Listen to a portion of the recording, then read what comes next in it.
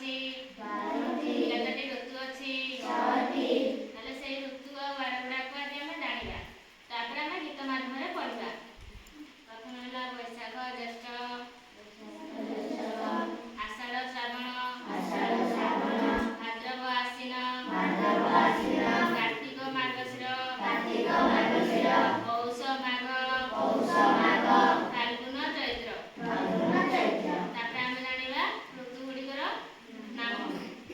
ଗ୍ରୀଷ୍ମ ଋତୁ ବର୍ଷା ଋତୁ ଶରତ ଋତୁ ହେମନ୍ତ ଋତୁ ଶୀତ ଋତୁ ଲାଷ୍ଟ ହେଉଛି ବସନ୍ତ ଋତୁ।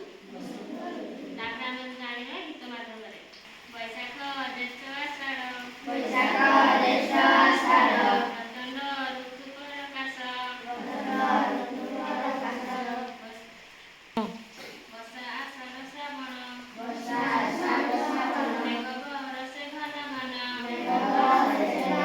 ଭାଦ୍ରବ ଆଶ୍ୱିନ ଶରତରେ